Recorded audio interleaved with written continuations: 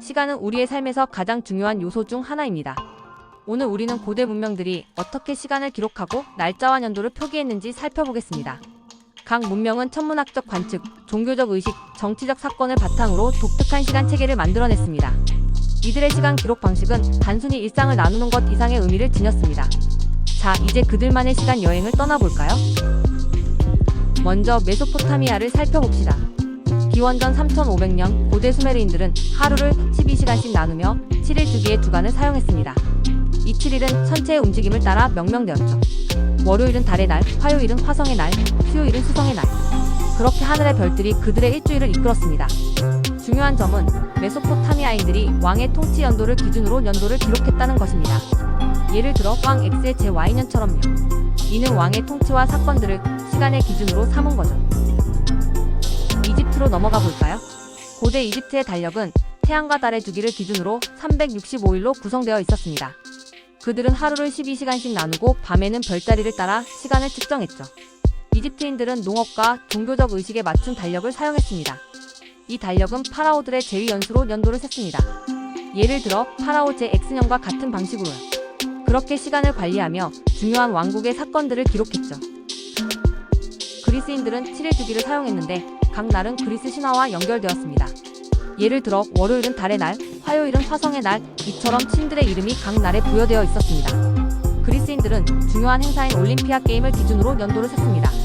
이 게임은 4년에 한 번씩 열렸고 그들은 4년 주기로 시간을 구분했습니다.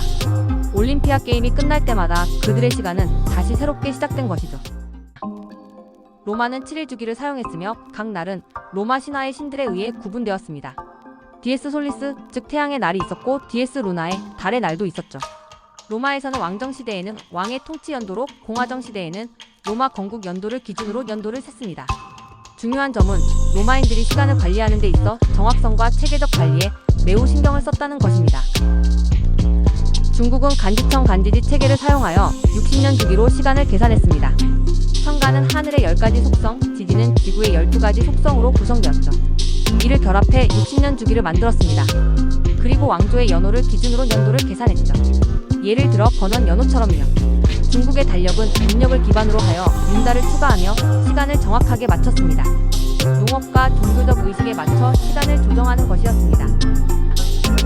마야 문명은 다른 문명들과는 다른 방식으로 시간을 관리했습니다. 그들은 긴 계산법론 카운트를 사용하여 5125년 주기로 연도를 기록했죠.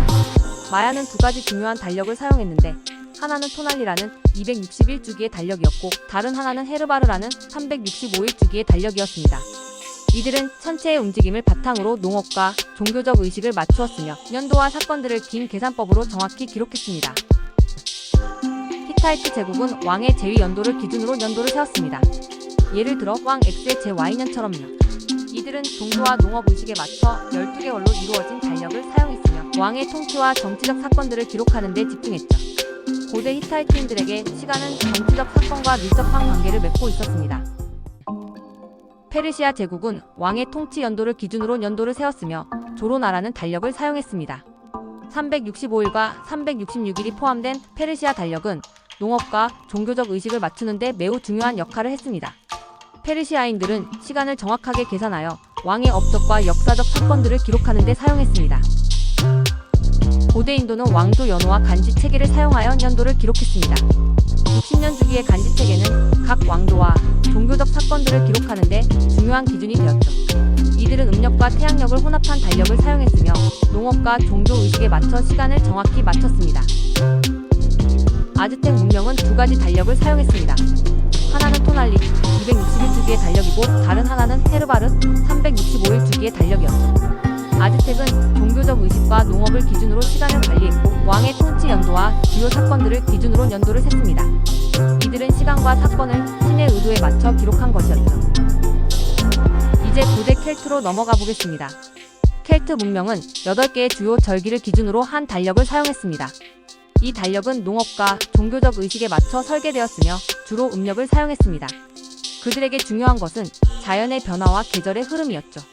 이들은 달력을 통해 농사를 짓고 중요한 종교적 의식을 기념했습니다. 주로 달의 주기를 기반으로 연도를 셌습니다.